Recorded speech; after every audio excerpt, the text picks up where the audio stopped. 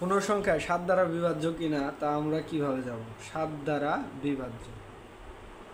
বিভাজ্য কিনা আমরা কিভাবে জানবো? যেমন 784 সংখ্যাটা নিলেন, এই সংখ্যাটা 7 দ্বারা বিভাজ্য কিনা আপনি জানেন না, তাহলে এটা কিভাবে বের করবেন?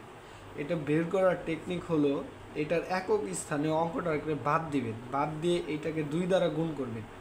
2 দ্বারা যদি 4কে গুণ করেন তাহলে আস্তে আস্তে 8, এবং 2 দ্বারা গুণ করে ওই সংখ্যাটাকে এই সংখ্যা দ্বারা বিয়োগ করবেন। তাহলে বিয়োগ করেন, বিয়োগ করলে এখানে আসতেছে কত? 8 থেকে 8 মিলে গেলে 0 আর 7 7, তাহলে 70 সংখ্যাটি অবশ্যই 7 দ্বারা বিভাজ্য।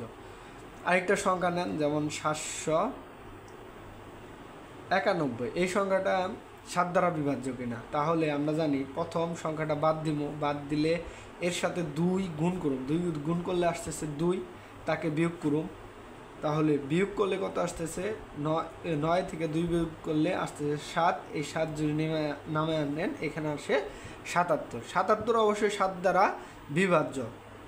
ধরেন আপনি এইটাও জানেন না যে এইটা 7 দ্বারা বিভাজ্য কিনা, তাহলে আবার আপনি এই টেকনিক আবার করবেন। কি করবেন? এইটাকে আবার বাদ দিবেন, বাদ দিয়ে এইটাকে আবার 2 দিয়ে গুণ করেন, তাহলে 2 দিয়ে গুণ করলে কত আসতেছে? 14কে বিয়োগ করলে কত আসতেছে? -7। এইখানে মাইনাসটা কাউন্ট হবে না, অর্থাৎ এখানে মাইনাসও আসতে পারে প্লাসও আসতে পারে।